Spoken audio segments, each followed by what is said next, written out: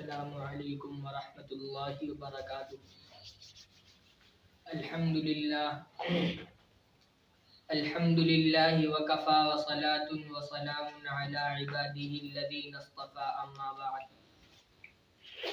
فاعوذ باللہ من الشیطان الرجیم بسم اللہ الرحمن الرحیم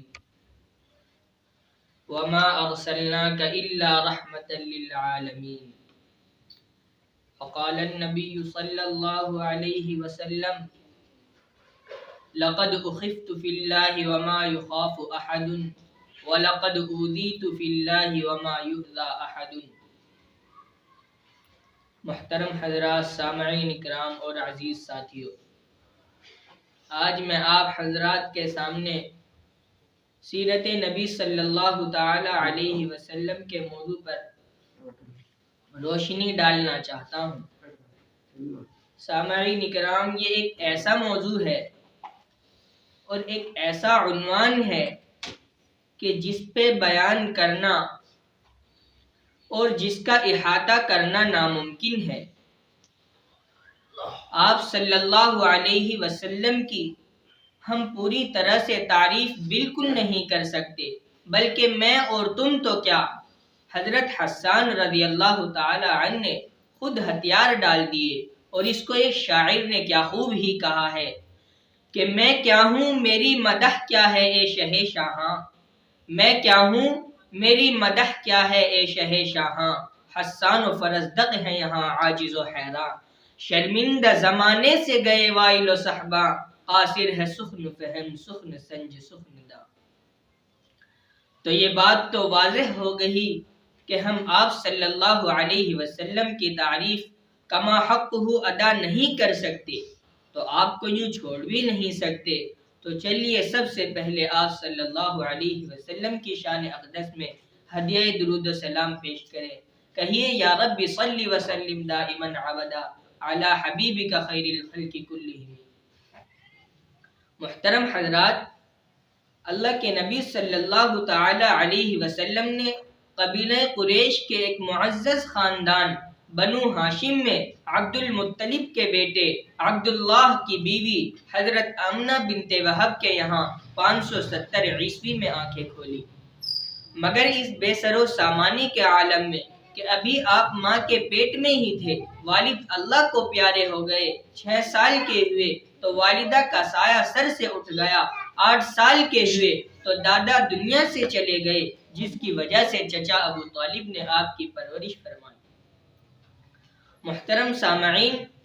آپ صلی اللہ علیہ وسلم کے سماج کے لیے قدرت نے ایسے سماج کو منتخب فرمایا جو اخلاق و روحانی اعتبار سے زوال پذیر تھا،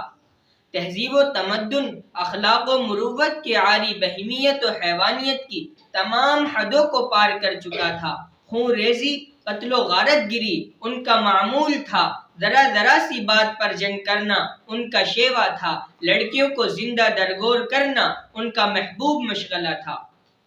اسی کو ایک اردو شاعر نے یوں کہا ہے، بدی کا دور تھا ہر سو جہالت کی گھٹائیں تھی، فساد و ظلم سے چاروں طرف پھیلی ہوائیں تھیں، ذرا سی بات پر تلوار چل جاتی تھی آپس میں تو پھر جنگ آتی ہی نہ تھی دو چار کے بس میں، اگر لڑکی کی پیدائش کا گھر میں ذکر سن لیتے تو اس معصوم کو زندہ زمین میں دفن کر دیتے، غرض جو بھی برائی تھی سب ان میں پائی جاتی تھی، نہ تھی شرم و حیا آنکھوں میں، گھر گھر بے حیائی تھی، مگر اللہ نے جب ان پہ اپنا رحم فرمایا تو عبداللہ کے گھر میں خدا کا لاڈلا آیا۔ سامعین اکرام، مگر ان بگڑے ہوئے سماج کے مکینوں نے آپ کی صداقت کو دیکھ کر آپ کو صادق کا لقب دیا، آپ کی امانت داری سے متاثر ہو کر آپ کو امین کے خطاب سے نوازا۔ یہی وجہ ہے کہ جب آپ صلی اللہ علیہ وسلم کی عمر 25 سال کی ہوئی تو مکہ کی وہ رئیس عورت جس سے شادی کے لیے بڑے سے بڑے رؤسا کوشاں تھے،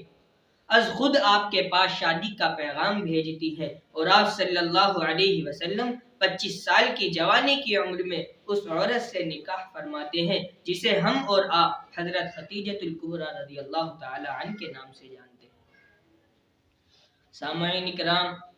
مگر جب یہی صادق امین نوجوانان رسالت سے سرفراز ہوتا ہے، قولوا لا الہ الا اللہ کا اعلان کرتا ہے اور لوگوں کے سامنے اللہ تعالیٰ کی خدائی کا دعویٰ کرتا ہے، تو وہی لوگ جو آپ کو صادق و مصدوق کہہ کر پکارتے تھے، آپ کو کاذب و ملعون کہہ کر پکارنے لگتے ہیں، امانت و دیانت داری سے خطاب کرنے والے آپ کو ساحر و مجنون کہہ کر پکارنے لگتے ہیں، آپ کو گالیاں دیتے ہیں، آپ کو برا بھلا کہتے ہیں، لیکن آپ اپنی دعوتی مشن سے ایک قدم بھی پیچھے نہیں ہٹتے، مکے سے نکل کر طائف کی طرف روانہ ہو جاتے ہیں، وہاں لوگوں کو اسلام کی دعوت دیتے ہیں، مٹی کے خداؤں سے منہ موڑ کر ایک خدائی اور ایمان کی دعوت دیتے ہیں، مگر طائف والے بجائے اس کے کہ آپ کی دعوت پر لبیک کہتے، آپ کے پیچھے اوباش قسم کے لڑکے پڑا دیتے ہیں جو آپ کو گالیاں دیتے ہیں، آپ کو برا بھلا کہتے ہیں۔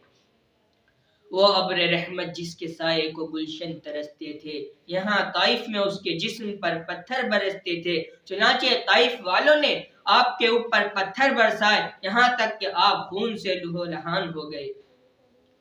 چنانچہ جب آسمانوں سے یہ منظر دیکھا نہ گیا تو پہاڑوں کے فرشتے حاضر خدمت ہو کر کہنے لگے، اے آسمانوں کے اور زمینوں کے وہ ذات جس کی وجہ سے اللہ تبارک و تعالی نے کائنات کو وجود بخشا، اگر آپ اشارہ کریں تو ہم ان ظالموں کو انہی پہاڑوں کے درمیان پیس کر تہس نہس کر دیں۔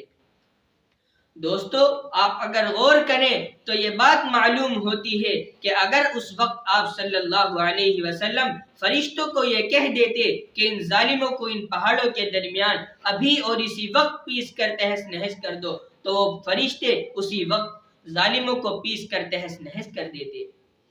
لیکن آپ صلی اللہ علیہ وسلم نے کیا جواب دیا؟ اس کو ایک اردو شاعر نے یوں کہا ہے، جناب رحمت للعالمین نے سن کے فرمایا، جناب رحمت للعالمین نے سن کے فرمایا، میں اس دہر میں قہر و غضب بن کر نہیں آیا، میں کیوں ان کے لیے قہر الہی کی دعا مانگوں، بشر ہے بے خبر ہے، کیوں تباہی کی دعا مانگوں۔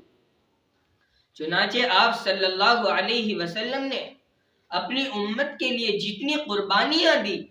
اور جتنا آپ کو اذیتیں دی گئیں، اتنی شاید کسی امت کو نہیں، بلکہ شاید نہیں، میں یقینی طور پر یہ بات کہہ سکتا ہوں، اور خود آپ صلی اللہ علیہ وسلم نے اپنی زبان مبارک سے ارشاد فرمایا ہے، لقد اخفت فی اللہ وما یخاف احد وَلَقَدْ أُوذِيتُ فِي اللَّهِ وَمَا يُؤْذَى أَحَدٌ، کہ اللہ کے لیے جتنا مجھے ڈرایا گیا اتنا کسی کو نہیں ڈرایا گیا، اور اللہ کے لیے جتنی تکلیفیں مجھے دی گئی اتنی کسی کو نہیں دی گئی۔